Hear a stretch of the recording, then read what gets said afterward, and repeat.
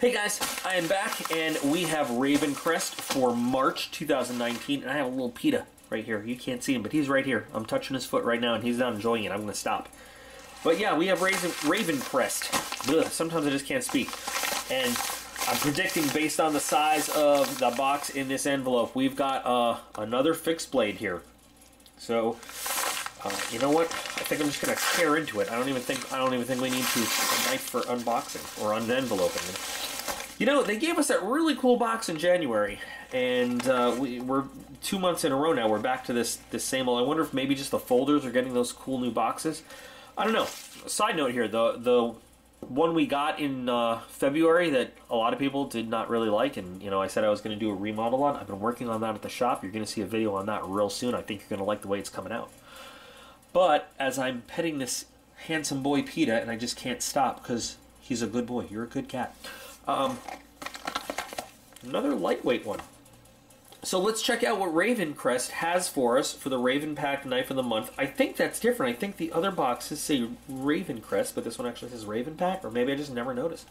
Let's take a look at what we've got for March. Let's see if I am capable of opening the box for March.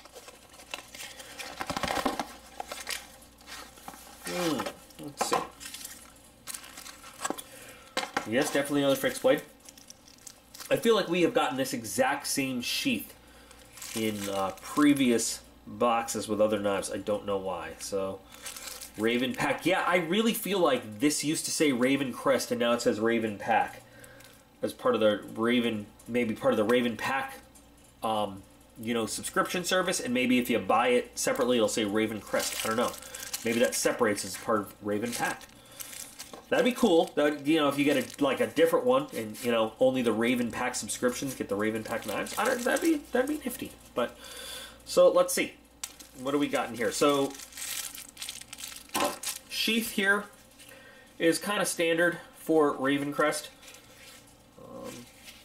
Kind of a semi-rigid here because you do have some plastic insert in there to help keep shape, to help protect you from slicing through stuff. One big belt loop. You know, so there you go.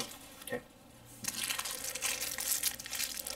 Interesting fixed blade here. Oh, the coating is different. The coating is different, and I like it a lot better. It's more of a better looking coating.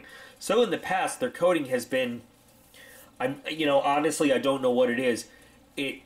It has a much nicer look, more of a matte finish. It even feels different. It has looked and felt cheaper.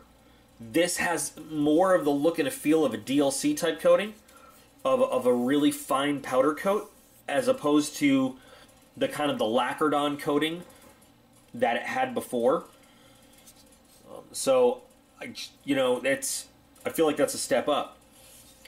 So, all right, but we're going to back up and we're going to look at this thing, you know, all the way around. So, 2 fixed blades in a row. This one is just as thin as the last one, except we've got some G10 scales. I like the style on it, though. I will say, I think it's, we'll get to that in a minute. So, G10 scales instead of the 550 cord wrap. G10 is finished really nicely on this one. Really, really nicely. If you take a look, I'm actually really impressed with the coating on this one. I think the coating is a real step up. I know I've said that a few times already, but so really nice drop point shape. Weight is light but balanced well. I think this one it just got really nice styling to it with those really wide open tubes there, holding on everything. Tubes is not the right word. It's been a long day and it's late. They're not pins, but yeah, they're tubes, tubing. I think that actually looks kind of cool. You've got some jimping set in. Of course, I would like that. I mean, if you're going to give me jimping there, I would like it to be just slightly more functional. I'd like it to be cut into the scale too, just so your thumb can get a little bit of a grip on it. You can barely feel it. I mean, if you're going to put the jimping there, why not make it a little bit more functional? But okay. Nice big choil to grab into. So I'm always talking about lately,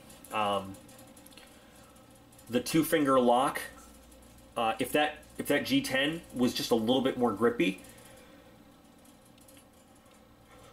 you get a great two-finger lock right here on that knife and really get a good grip. But big hands, nice long handle to hold on to. It actually, I'm not thrilled getting another fixed blade. I'd really like a really sweet folder, but it's a very simple, nicely designed. I don't want to use the word elegant, but I don't really have a better synonym in my head right now. It's a simple, kind of elegant looking knife. No frills, but at the same time, just a good looking knife. It is a very thin blade again for, a fixed blade. I would like maybe just something a little bit thicker, but I don't think this is intended to be like a hard use type knife. I think this is something that can be, like your fixed blade EDC type thing. But it does feel very, very comfortable, even though it's a little bit thin. I still, the one that I'm working on, I purposely made the scales that I'm putting on it a bit thicker, to make sure you can get a really nice, good grip on it. But this one does feel very comfortable in terms of the contouring, and the finishing on the G10 again is great. Not real grippy, but there's a texture there. So not on the sides of the scales is it real grippy, but the contouring of the handle allows you to get a pretty decent grip on there. Again, that jimping, if it had followed through on the scale, would have been great. Would have really made this a really solid knife to hold on to. But I think that overall, this is something that, if you wanted to carry this around as a camping knife, even, again, as a larger EDC fixed blade, I think that this has the look and the feel of something you could do that with. It's the longer it's in my hand, the more I like it, kind of. So I think what we should do is test that blade out.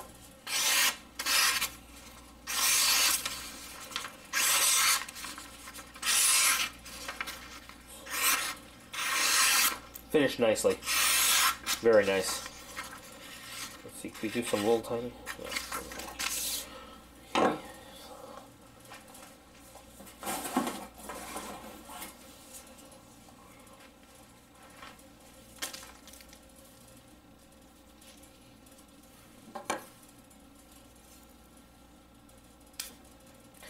Pretty good. Not super clean, but pretty good pull through. Not a lot of effort required.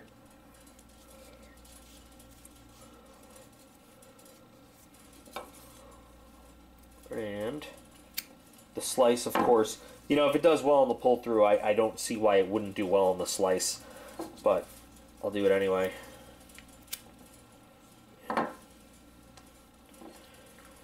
I really wish now that I had done this kind of, in a daylight hour outside, just so I could do a little bit more with this than just the standard at the table kind of stuff.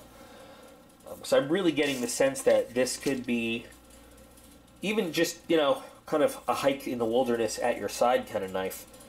But it's got a good feel to it. I was very disappointed at first when I first saw it. I gotta be honest. But just kind of holding it, feeling it, getting a sense for it, I really do feel like it's something that I could walk around with, take with me on a little adventure. I mean, look at the thickness of the blade. This wouldn't be a serious survival knife. This wouldn't be a serious bushcraft knife.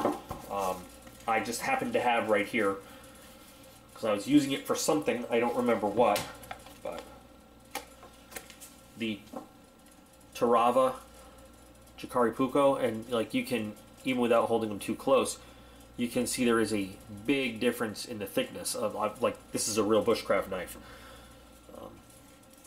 So I wouldn't want to do real serious hard use with this, but general purpose stuff, this would probably get the job done. So, evaluating for the cost, and we always have to look at this in two different ways. So every Ravencrest Ravenpac knife, the value in terms of the cost of the Ravenpac subscription, and then the value in terms of whatever they're going to jack the price up to later. They have been doing, I think, for some of the knives, a better job with the website price lately.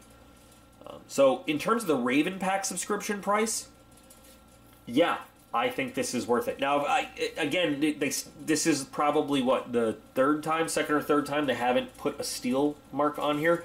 I'm sure it's 440C, because everything else from them is. I don't know why they stopped printing it on there. But their 440C is heat treated pretty well, holds an edge very decently. You know, I haven't had many problems with any of their knives not holding an edge. So for the price of this subscription, which comes out to, what, $16, $17 a month, you know, including shipping and everything, I think, you know, this is another one. Value is there. Now, we can argue back and forth. Just because the value is there, does that mean you have to like the knife? I don't think so. There are some people who will say, it's only this much. Well, that doesn't mean you have to like it. You know, you're still well entitled to be disappointed. You don't have to be happy with it just because it's not expensive. You know, I mean, it's every customer's right to say, look, I don't like it. And, you know, that's what happened last month with the design. A lot of people just didn't like it. They just didn't like it. I think there's going to be a lot of people this month that might not like this one either. I do, because of a lot of the different design elements of it.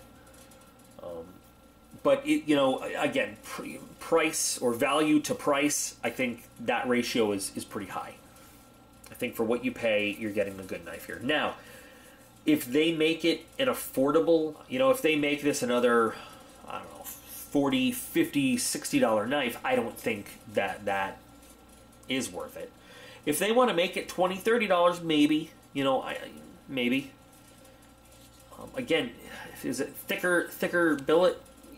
You know, yeah, maybe that would be worth it, but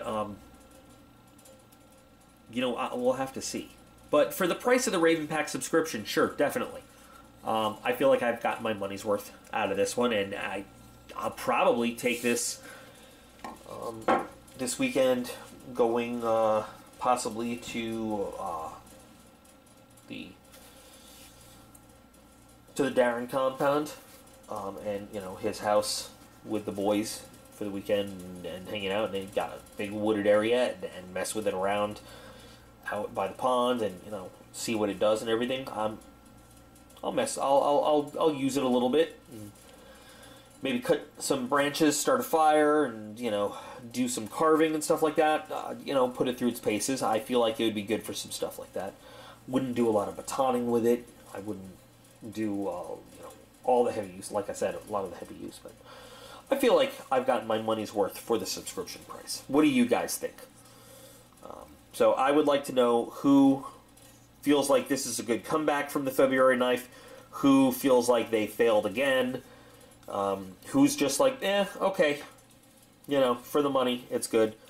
You know, the problem with doing the unboxings for Ravenpac is as soon as I'm done, I get all anxious and I want to see the next one. I'm hoping for a really sweet killer folder coming up again. Like, I really want something that excites me as much as the Fury did. Maybe one day, someday soon. Wouldn't that be awesome? We'll just have to wait for it. Hopefully we'll get it. So, until then, guys, remember, you are all absolutely awesome. I appreciate every single one of you, and I will be back again real soon.